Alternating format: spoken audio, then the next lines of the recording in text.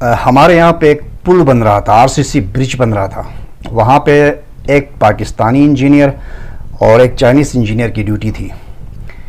Chinese engineer یہ سوچ کر حیران تھا کہ یار اس پاکستانی انجینئر کو اتنی انگریزی کیسے آتی ہے, اور پاکستانی انجینئر یہ سوچ کر حیران تھا کہ یار اس چائنیز انجینئر کو اتنی انجینئرنگ کیسے آتی ہے.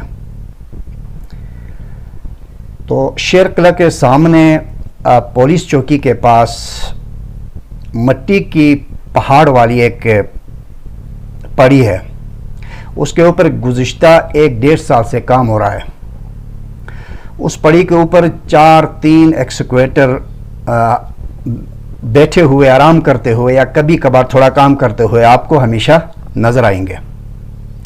روڈ پر تھوڑا کام کر کے چھوڑ دیا گیا ہے, یعنی کوئی 80-100 فٹ لمبے مٹی کے پہاڑ کو چھیڑ کر اس کو کچا کر کے زخمی شیر یا زخمی سانپ بنا کر اس کو ایسے حالت میں چھوڑ دیا گیا ہے.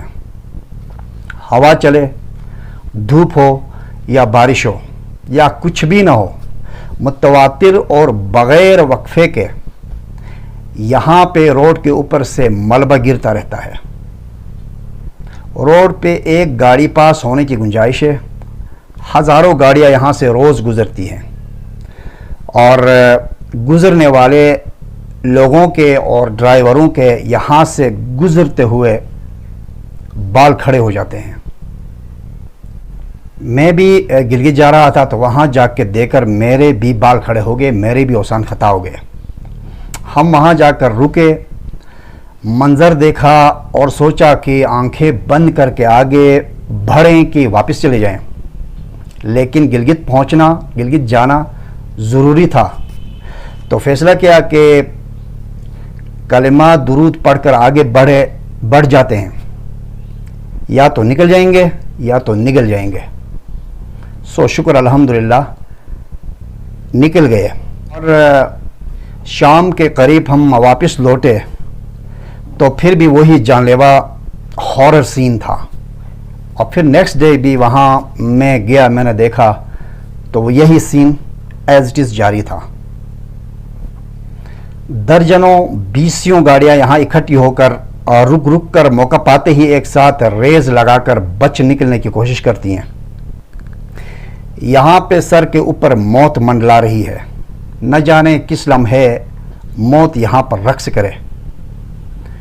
چاہا جائے اور سنجیدہ ہوا جائے تو جتنا حصہ زخمی کر کے چھوڑ دیا گیا ہے اس کو 1-2 دن میں گرا کر خطرے کو ٹالا جا سکتا ہے اور بڑے سانحے سے بچا جا سکتا ہے. پھر سانحہ ہو جانے کے بعد ایسا تھا ویسا تھا, یوں ہوا وہ ہوا کہ ایکسکیوزز کام نہیں آئیں گے. اس ایشو کے اوپر ویڈیو بنانے کا مطلب میرا کوئی خوف و ہراس کو شہ دینا نہیں ہے, ڈر و خوف پیدا کرنا بالکل بھی نہیں ہے. کسی اہل اقتدار, اہل اختیار اور خاص کر کے اسی کام سے وابستہ کسی خاص بندے کو میری بات اگر بلا وجہ لگتی ہے تو وہ خود وہاں جا کر کے 5 منٹ کے لیے رک کر کے دیکھے, اس سین کو دیکھے, اس کو معلوم ہو جائے گا. اگر اس نے نہیں دیکھا ہے تو نہیں, تو سب نے دیکھا ہے, لیکن خطرے کو دیکھ کر آنکھیں بند کرنے والے شتر مرغ ہیں ہم. یہ تو ہم کرتے ہیں اسی طرح ہیں.